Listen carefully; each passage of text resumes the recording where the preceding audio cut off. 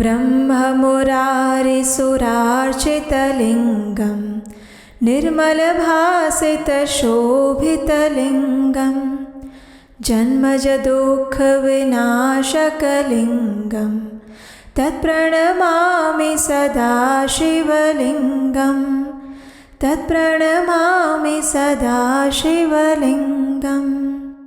कहते हैं कि भगवान शिव के द्वार से आज तक कोई भी खाली हाथ नहीं लौटा। कोई आंसू लेकर आया, कोई अहंकार लेकर, लेकिन लौटा हर कोई हल्का होकर, अपने हृदय का भार भोलेनाथ को सौंपकर। और शायद यही कारण है कि श्रावण मास में लाखों लोग भोलेनाथ की शरण में चले जाते हैं। और आज की कथा भी हमें उसी करुणामय भगवान शिव के और निकट ले जाएगी। तो चलिए हमारे इस श्रावण मास कथा श्रृंखला को आगे बढ़ाते हैं और सुनते हैं आज की श्रावण मास की दिव्य पौराणिक कथा। आइए पूर्ण श्रद्धा और प्रेम के साथ आज की कथा आरंभ करते हैं।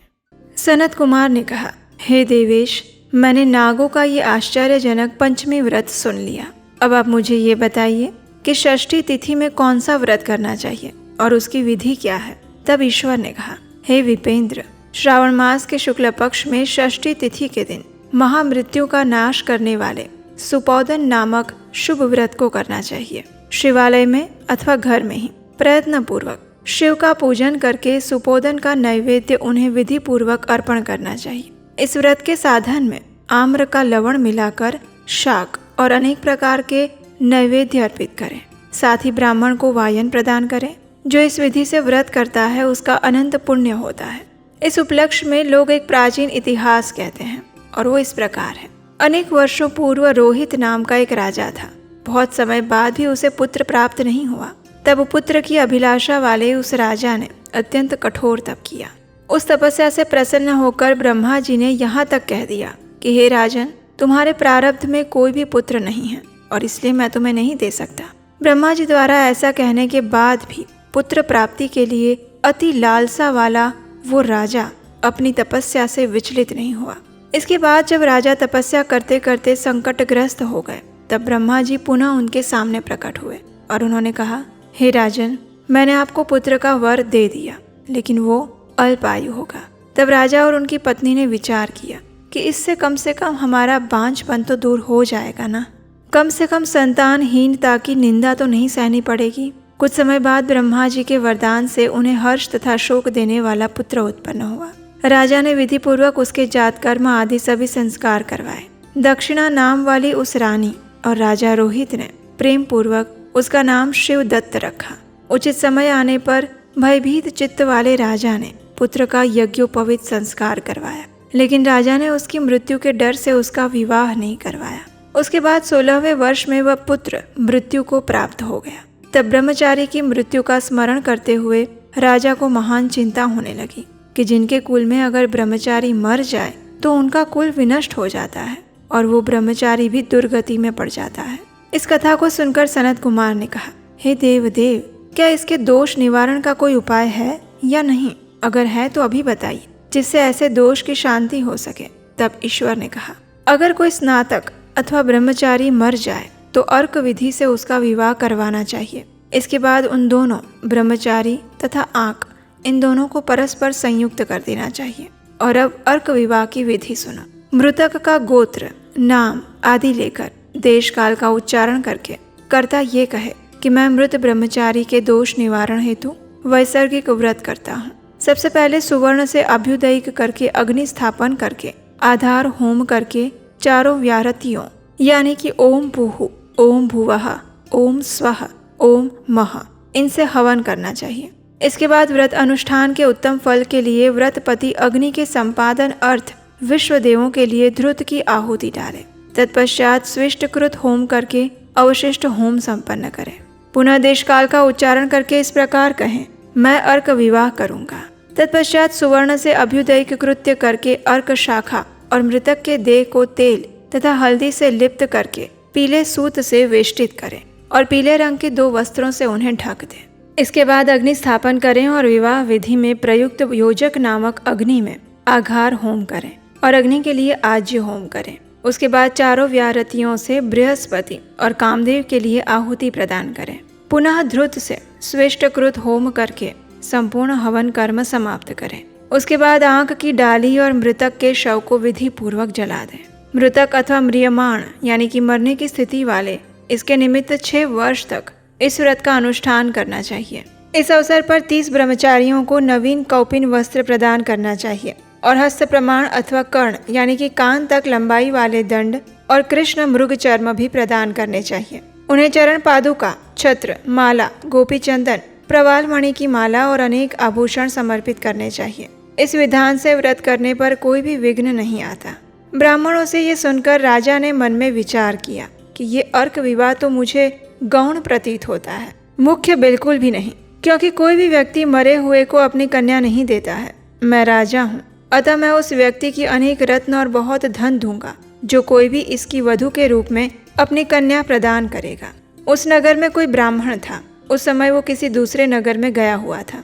उसकी पहले ही मृत हो चुकी भार्या से एक सुंदर पुत्री विद्यमान थी। ब्राह्मण की दूसरी पत्नी थी जो दुष्ट मन वाली थी और उसके प्रति बुरे विचार रखती थी। वो कन्या 10 वर्ष की थी। वो दीन थी और अपनी सौतेली माता के अधीन थी। इसलिए सौतापन के द्वेष और अत्यधिक धन के लोभ के कारण उस सौतेली माता ने 1 लाख मुद्रा लेकर उस कन्या को मृतक राजकुमार के लिए दे दिया। कन्या को लेकर वे लोग नदी के तट पर स्मशान भूमि में गए राजकुमार के पास और उस शव के साथ उसका विवाह करवा दिया।